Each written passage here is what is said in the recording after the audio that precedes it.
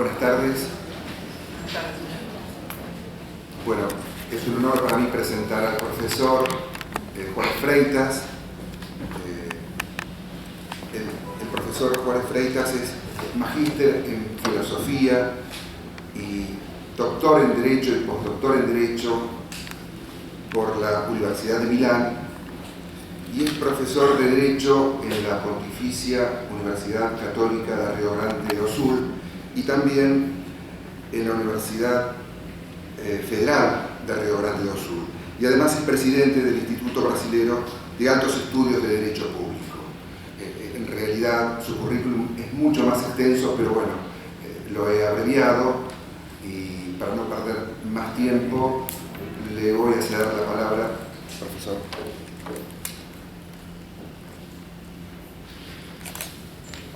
Estimado profesor Moreno, a quien agradeço o honor de la invitación, juntamente con el profesor Ramín, profesor Taboada, es un honor hablar a ustedes acá en esta importante universidad de Argentina. Y voy a intentar hablar un poquito en portuñol para tomar las cosas más tranquilas también. Y perdonan los equívocos que no serán pocos. Pero es una tentativa de hacer más comprensible, más inteligible. Voy a hablar muy sumariamente de 10 tendencias de derecho administrativo teniendo en vista este principio nuevo, que es el principio de desarrollo sostenible, que para nosotros en Brasil es un principio constitucional, vinculante también en las relaciones de administración pública. Pero está en nuestra Constitución desde há 28 anos, desde 1988, no artículo 225, teremos o princípio de desenvolvimento sustentável, por influência do relatório Brundtland, de ano antes. Pero o que passou em Brasil é que este princípio se quedou confinado.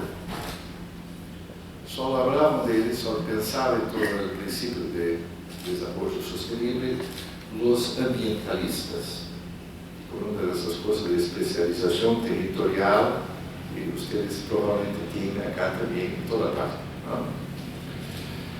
Há 6 anos, mais ou menos, nós outros, por uma série de fatores, incluso por a discussão sobre câmbios climáticos, com a lei de câmbios climáticos no Brasil, e depois com o advento de uma reforma de nossa lei de licitações e contratações públicas, mais importante, o princípio de desenvolvimento sustentável foi incorporado expressa e explicitamente à legislação de direito administrativo.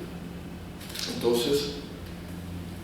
começamos a pensar nisso. Pero devo dizer, por honestidade intelectual, que nem todos os administrativistas todavia pensam em termos de desenvolvimento sustentável. Alguns insistem em crer que este é um problema que é secundário acá e não é mais. Então, a primeira coisa é falar um pouquinho do princípio constitucional brasileiro de desenvolvimento sustentável e direito administrativo.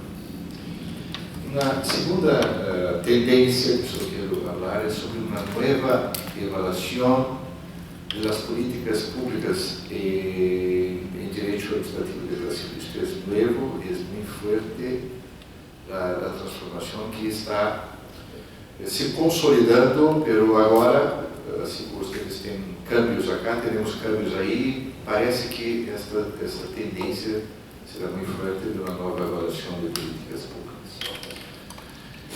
Terceiro ponto, gostaria de falar muito brevemente sobre o tema de regulação. O tema de regulação, dar algumas notícias. Depois, somadas darão 10 tendências, ok? Então, como o tempo é breve, eu vou começar imediatamente. O princípio constitucional de desenvolvimento sustenible cambiou completamente o modo brasileiro de pensar a contratação pública, mas é um cambio muito recente. Nós outros agora somos necessariamente obrigados a pensar em termos de contratação sustentável. Quer dizer, que incorpore critérios, objetivos sociais, ambientais e econômicos. Significa dizer uma nova precificação dos bens e dos serviços que serão contratados. E uma coisa muito importante que ocorreu mais recentemente foi uma transformação na lei mais impactante em termos econômicos e em matéria de contratação pública, que é o regime diferenciado de contratação para as grandes obras. E nesta lei se confirmou a determinação que, para fazer uma contratação, há que ter em conta uma análise de custos-benefícios, net benefits, pero não só isto, considerando os custos e benefícios diretos e indiretos, sociais, ambientais e econômicos. Quer dizer, os custos das externalidades negativas necessariamente têm que ser contemplados. Isto é novo. E curioso notar que isto foi uma sugerência do Acordo de Contas da União, da Corte Federal, no processo legislativo. E agora mesmo, neste ano, temos uma nova, importante, nova lei, depois de alguns escândalos das estatais, e na licitação das estatais se renova esse compromisso. E temos uma série de transformações, por exemplo, o Poder Judiciário do Brasil, por uma resolução de ano passado, está obrigado a fazer todas as suas licitações e contratações de maneira sustentável, incluso com alimentação para os seus funcionários saudável. No preço, tem que considerar os efeitos indiretos, e, portanto, as externalidades sobre a saúde, e, portanto, esta é uma nova maneira de precificação, e para nós outros é uma fonte de perplexidade, porque eu tenho lutado, este ano vamos para o 6º Congresso Internacional do Brasil de Direito e Sustentabilidade. E quando começamos o primeiro congresso, se dizia, a licitação agora tem que incorporar necessariamente critérios de uma nova precificação. E dizíamos isto é para o futuro, é para outros. Pero as Cortes de Contas do Brasil adotaram, as mais importantes adotaram resoluções determinando que deveriam dar exemplo em seus próprios certames, em suas próprias licitações públicas, primeiro ponto. E agora o Judiciário também se somou. A Advocacia Geral da União, que é uma coisa mais ou menos parecida com a Procuração de Tesouro em Brasil, estabeleceu agora um Guia Nacional de Contratações Públicas Sustentáveis.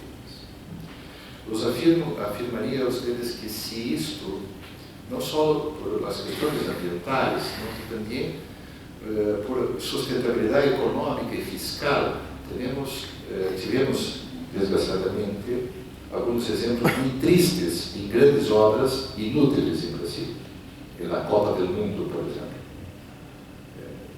Alguns estádios jamais deveriam ser construídos.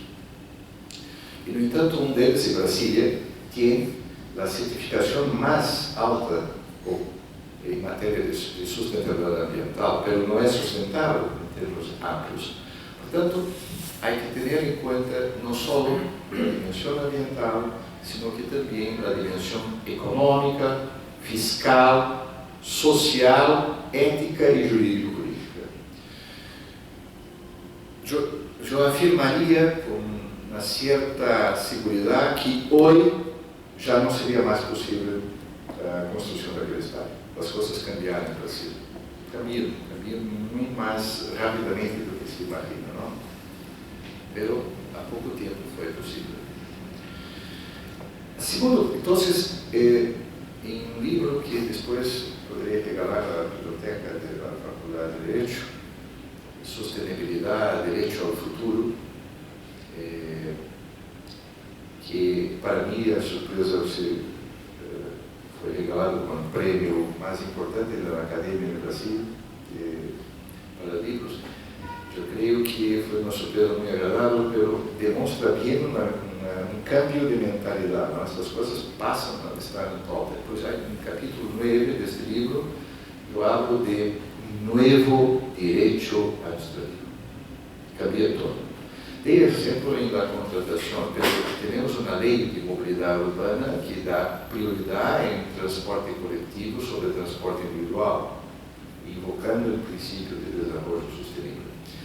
Temos uma lei que trata de resíduos, que exige a responsabilidade não só por produção, por consumo, pelo ciclo de vida, com análise do ciclo de vida de bens e serviços, incluso com a responsabilidade pós-consumo, que é uma coisa muito importante e transformadora. Isso tudo está em início do processo, mas é uma transformação que eu creio universal.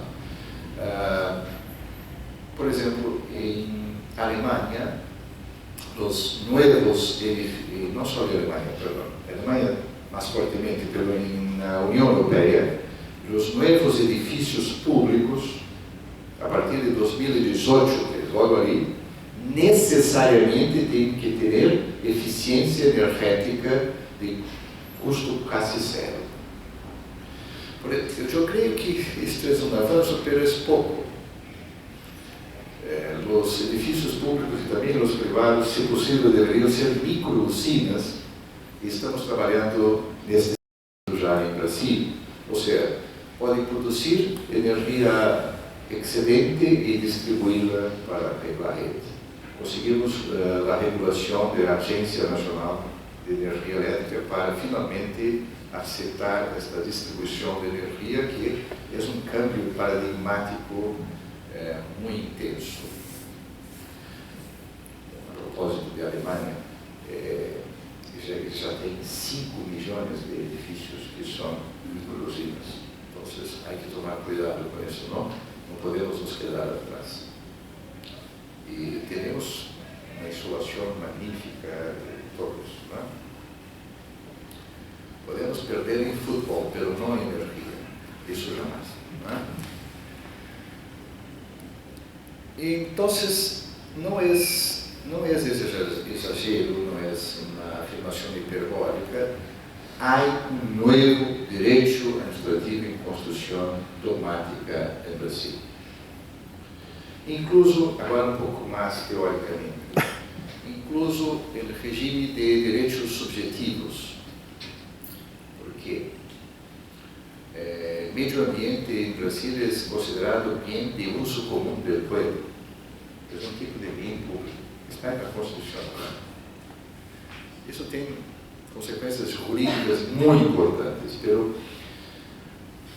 em nossa Constituição há o reconhecimento da titularidade dos direitos das gerações futuras. Os grandes maestros nossos que falaram sobre direitos subjetivos públicos e privados, e todos, nenhum poderia imaginar uma coisa assim. Então, essa é uma tarefa para nós outros. Mas, ademais disso, nesta semana, Brasil, precisamente nesta semana, ratificou o Acordo de Paris de mudanças de câmbios climáticos. E não sei se a Argentina já ratificou, eu imagino que sim. Perfeito. Isto se torna uma obrigação nacional muito importante. Mas, además de ser uma obrigação com a qualidade de vida do planeta, é uma oportunidade brilhante de inversões. Não? Vou falar disso na sequência. O Brasil teve uma crise, agora está melhorando, mas teve uma crise recessiva violenta, pero um setor se quedou sem crises, setor de las energías renovables. Una ascensión impresionante. Para tener una idea, a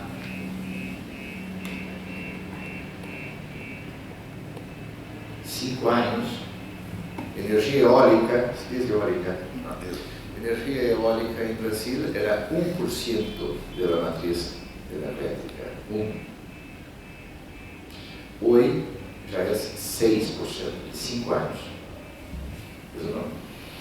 Transformação impressionante. E o potencial é de se tornar 20%.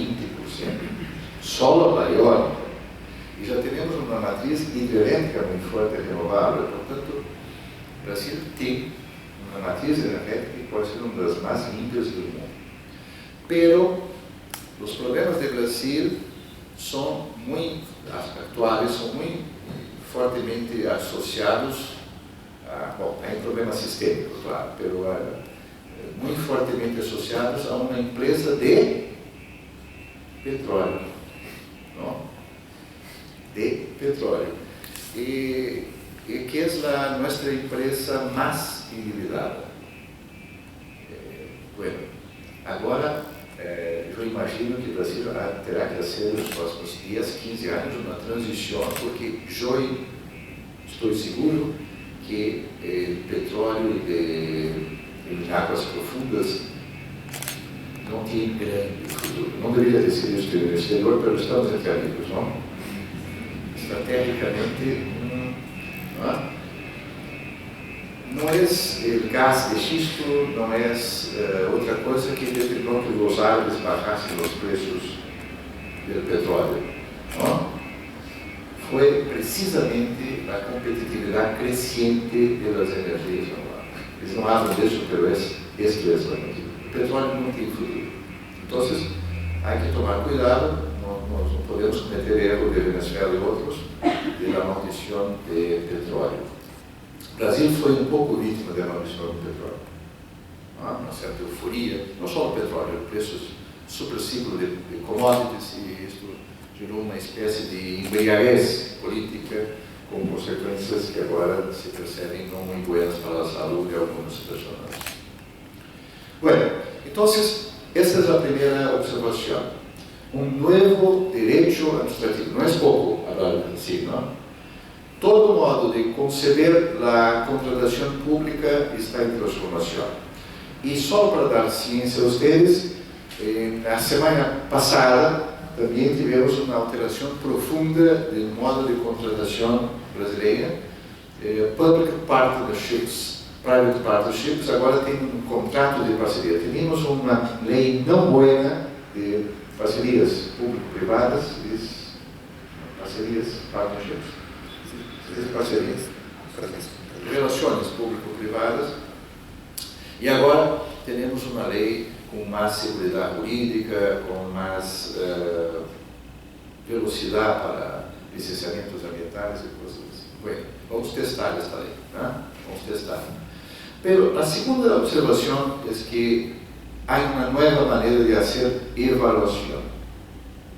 Não só porque há uma nova precificação, pero esta análise de custos diretos e indiretos também está chegando às Cortes de Contas, em matéria de avaliação de políticas públicas, não só de contratação. A busca que em direito comparado se chama de net benefits, pero não só econômicos, há justificativas não econômicas importantes para as políticas públicas. Isso está cambiando profundamente o controle dos actos, contratos e procedimentos administrativos, e se passa a exigir a motivação da decisão pública muitíssimo mais. Incluso, para dar um exemplo, se começa a exigir uma sustentabilidade fiscal que há pouco tempo não se exigia. O retorno da inflação fez com que, de maneira inédita, a Corte de Contas, em ano passado, reprovasse as contas do presidente da República. E foi por este motivo técnico que houve o impeachment.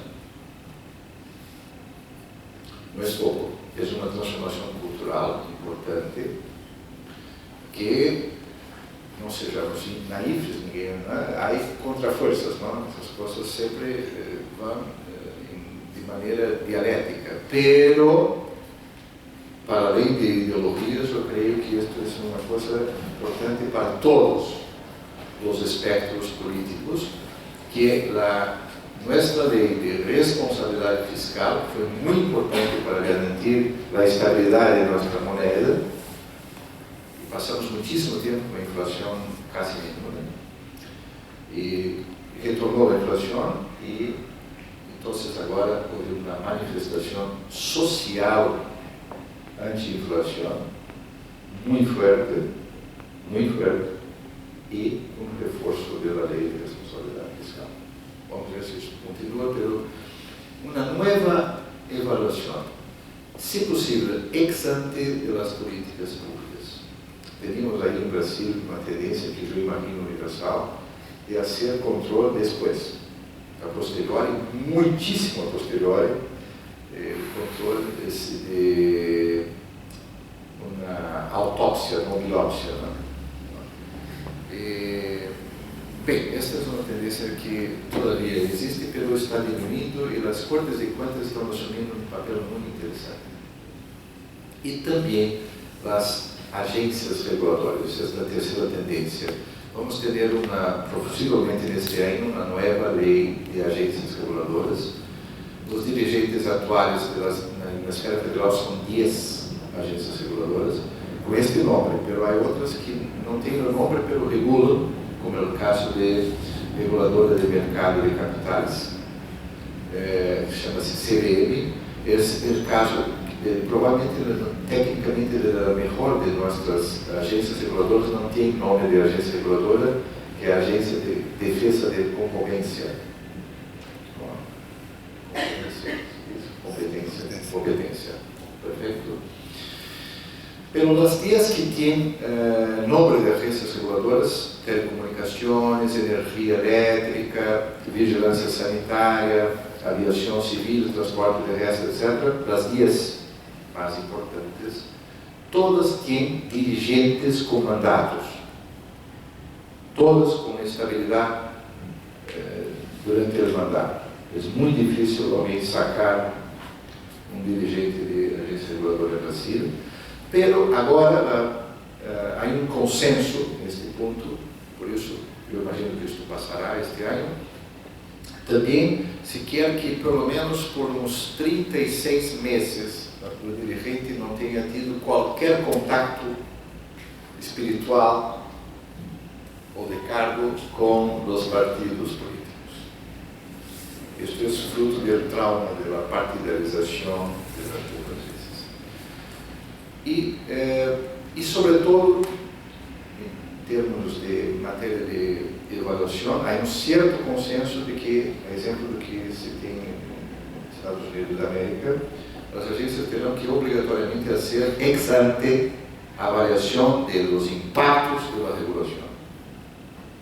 Isso é uma coisa que a OCDE sugere, e me parece uma coisa boa, desde que não se cometa o erro de evitar a regulação necessária. Então, é preciso fazer também a avaliação dos impactos da não regulação ou da omissão regulatória. Isso me preocupa muitíssimo no caso de Brasil, esse ponto. Pero teremos uma nova avaliação, que é uma avaliação voltada para uma perspectiva de uma regulação de Estado. O direito administrativo governativo em Brasil está em declínio. Não morreu, mas está em declínio. E empieza a surgir um direito administrativo de Estado, de longo prazo, de desenvolvimento sustentável, não de mero crescimento econômico de curto prazo. Outro ponto importante para dizer a vocês, temos agora uma tendência que eu creio que também é uma coisa que está acontecendo acá em Argentina, de formas mais flexíveis e pragmáticas de contratação pública, no caso de delegação de serviços públicos. Incluso, em alguns casos, há quase uma exageração. Por exemplo, en las telecomunicaciones, la tendencia actual, actualmente tenemos concesión de servicios de telecomunicaciones, tenemos autorización de servicios de telecomunicaciones. La concesión tiene obrigatoriedad de universalización y continuidad, la autorización no. Pero el mismo servicio, dependiendo de la región de Brasil, puede ser servicio de telecomunicación de móvil, puede ser una cosa u otra. Y un poco contra mi voluntad, concesión es considerada regime público y autorización considerada regime privado. Esto es un contrasenso que tenemos que corregir, porque servicios regulados todos deben ser considerados de derecho administrativo, punto. Pero formas más flexibles sí. Incluso para continuar en las telecomunicaciones, en función de las innovaciones tecnológicas, la tendencia hoy es que todo servicio sea autorizado, no haya más concesión de servicio público de telecomunicaciones. Y la Internet en Brasil es esencial. Se adoptó un marco civil, una ley de Internet, es esencial, con neutralidad fuerte, no se puede tener velocidades diferentes para los pacotes de información. Es servicio de telecomunicación, por supuesto, pero no es servicio público. ¿Por qué? Porque es servicio de valor adicionado. Muy bien, servicio de valor adicionado. Todo eso para decir lo siguiente: la definición es política, normativa y pronto. No se quería trabar la Internet. En Brasil, cuando se considera servicio público, se considera una cosa que va a ser burocratizada, sofocada. Eso generó esta tendencia de se evadir, pero en la verdad es servicio público, pero puede ser regulado con maneiras más flexibles, só isso.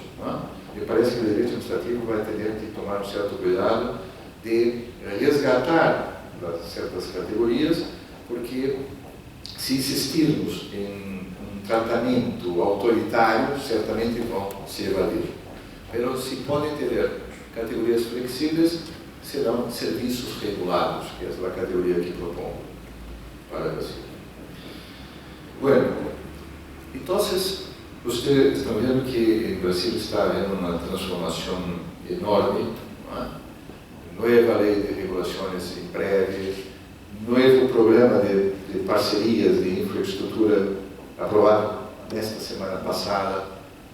Estamos en construcción y reconstrucción de derecho administrativo. Pero tenemos que reconocer que esto todo acontece en un clima que necesitamos decir con todas las letras, supone una profesionalización de la máquina pública, y tenemos un problema serio ahí. Este problema serio, desgraciadamente, todavía no enfrentamos, pero vamos a enfrentarlo. En Brasil, cada presidente de la República que entra, agora entrou nuevo, que era difícil, ahora es efectivo, tiene 20.000 cargos de confianza. 20.000 cargos políticos. Es muy difícil hacer derecho administrativo de Estado, en estas circunstancias. Yo sé que Argentina también habrá que hacer una transición para cambiar eso. Demora un poquito, pero hay que cambiar eso. No se trata de defensa ingênua del concurso público, en sentido antiguo, pero es necesario tener menos mudanças quando as coisas cambiam. Por exemplo, nosotros vamos tener elecciones ahí en 2018. Y sería bueno que sea quien fuera el nuevo presidente de la República no tuviese tanto poder, no sé si están de acuerdo. Y esto para nosotros es un problema muy serio. Yo estoy en la Comisión de Estudos Constitucionales del Consejo Federal de la OAB, del Consejo de Abogados de Brasil, y nosotros vamos a intentar hacer una sugerencia para haber una reducción. Hubo una reducción de 3.000 cargos, pero es poco, tenemos que reducir dramáticamente este número de cargos. Por eso España, por ejemplo, não é? Consegue ficar um ano sem governo permanente sem maiores consequências. Em Brasil seria uma tragédia absoluta, não? Então, este é o problema. Não basta despartidarizar a máquina, é também necessário partidarizá-la. Pero, isto todavia não está consolidado. Temos um desafio dos administrativistas para convencer os políticos. E, finalmente, eu diria a vocês que as três tendências mais fortes são um direito administrativo com controle. Me parece que o controle está mais adelantado do que setores da política. As Cortes de Contas e a regulação estão muito mais adelantados, os melhores, não? Do que a política. Pero um direito administrativo sem tanta miopia temporal, não? Um direito administrativo que pense a longo prazo. Segundo, um direito administrativo que enfrente não só os câmbios climáticos, não é? Pero que enfrente também problemas dramáticos como da contaminação de aire. Para dar um exemplo a vocês, nós teníamos há pouco tempo uma regulação para diesel em Brasil que permitia 500 partículas por milhão, quando a Organização Mundial de Saúde habla em no máximo 10. Agora temos 10, pero os veículos antigos continuam circulando. Este é um populismo que custa milhares de vidas por ano. Não? A Organização Mundial de Saúde diz que no mundo morrem 7 milhões de pessoas por ano por a poluição de ar. 7 milhões de pessoas. Compreenderam o número? Mesmo que Portugal é claro. Em Brasil, na cidade de São Paulo, eu visito muitíssimo, trabalho aí também, as pessoas vivem em média 2 anos menos por poluição do ar. Então, isto é uma matéria de direito ambiental só? Não, isto é uma matéria de dignidade humana, de qualidade de vida, de relação de administração, de regulação. Não? E tentamos nos apropriar desse tema em âmbito do direito administrativo de regulação. E agora, pelo menos, para o futuro, as coisas em matéria de qualidade do ar começam a cambiar. Mas, há pouco tempo, essas coisas todas se quedavam invisíveis, como o ar, e nós não consideramos que este tema era um tema eminentemente de direito administrativo de regulação.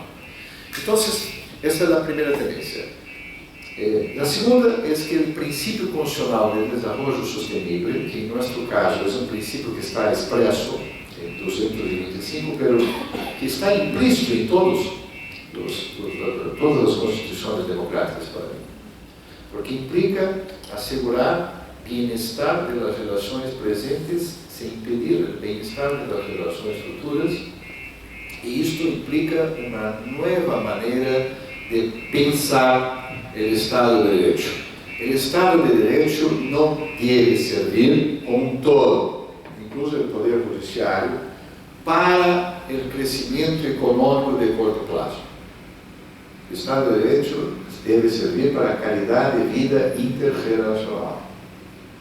Isto é um problema porque os seres humanos têm o chamado desconto hiperbólico do futuro. É um problema porque temos uma certa falha de mercado que costuma não internalizar as externalidades. Pero eu imagino que este que é um problema pode ser uma grande solução. Nós podemos ter um mundo muitíssimo mais interessante com energias renováveis, com ar limpo, com água limpa e, sobretudo, com ética, com limpeza também, com política limpa. E se os países nórdicos conseguiram isso, por que não Brasil? Porque não temos inverno rigoroso? Não é uma explicação, não gostaria que me perdoem. Não é acertável. Se a Austrália conseguiu avançar, por que não o Brasil? Temos obrigação moral de em pouco tempo acertar as coisas. A Suécia foi tão mais corrupta do que... e conseguiu, em 20 anos, com muitas transformações em direito administrativo, se tornar um país com uma percepção de probidade bastante acentuada. Por que não no Brasil? Nós outros não aceitamos que nada menos do que sermos justamente com a Argentina, de braços dados com a Argentina e com nossos vizinhos, muito especialmente com a Argentina. Nós queremos ser líderes mundiais em desenvolvimento sustentável. Pessoalmente, eu não dou a mínima importância para o Conselho de Seguridade da Organização das Nações Unidas. Quem vai para o Conselho de Seguridade das Nações Unidas, em geral, acaba se envolvendo com a indústria bélica. Isto é hecho. Pero em las Nações Unidas interessa muitíssimo o Conselho de Sustentabilidade. A conversão de pluma em alguma coisa com o Conselho de Desenvolvimento Sustentável. Nas Nações Unidas me interessam os 17 Objetivos de Desenvolvimento Sustentável, incluso o 8º, que é trabalho decente, incluso para advogados, porque se nós outros queremos futuro para a nossa profissão, não pode ser a repetição mecânica. Isto os robôs, os algoritmos já são capazes de ser hoje. Inclusive no Brasil, há já robôs advogados, entre aspas.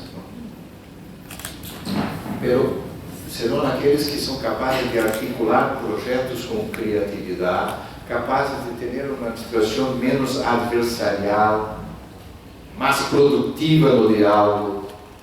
Isto todo é convergente com os 17 Objetivos de Desenvolvimento Sustentável.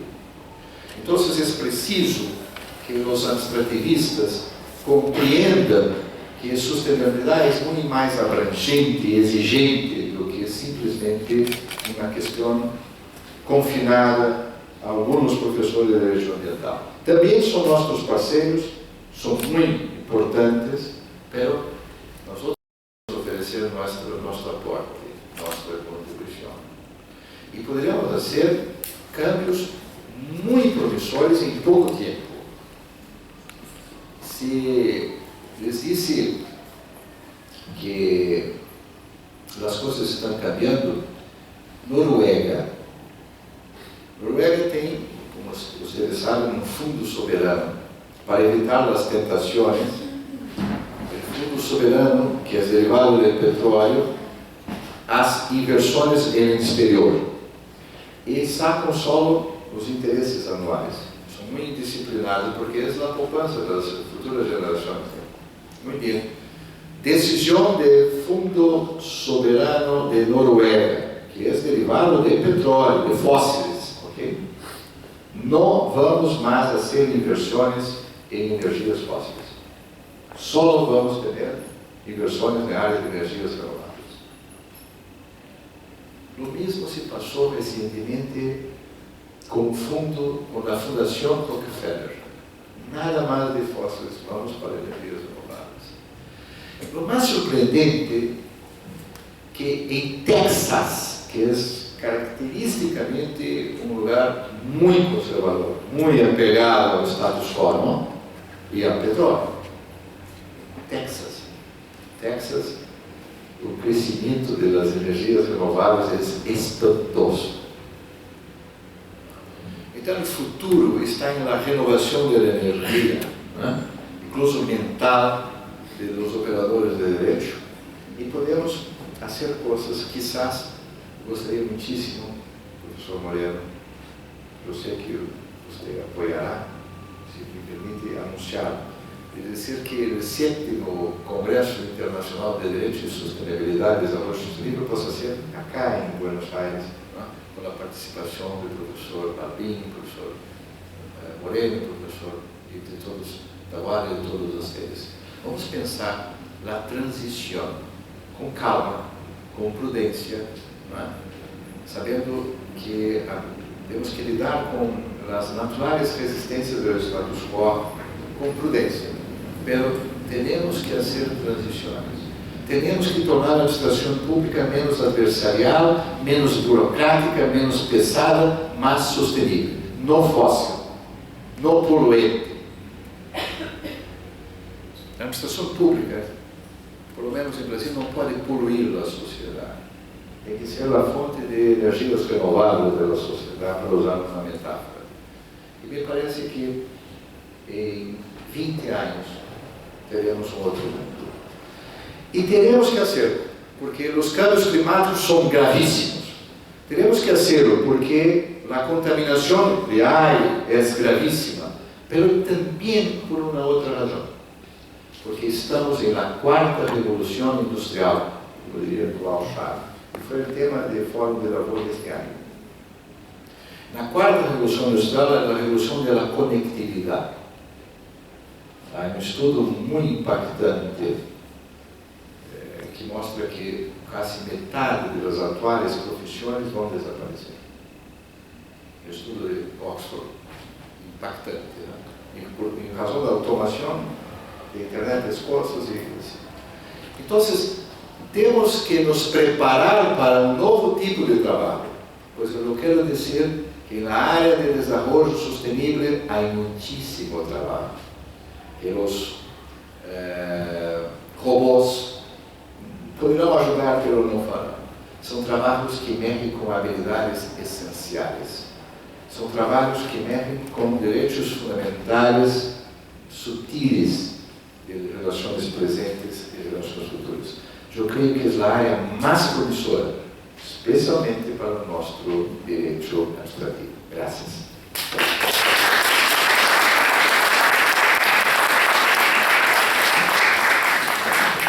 Bueno, gracias, profesor. Gracias a ustedes también por participar. Y bueno, aquí está abierta la invitación. Muchas gracias. Gracias.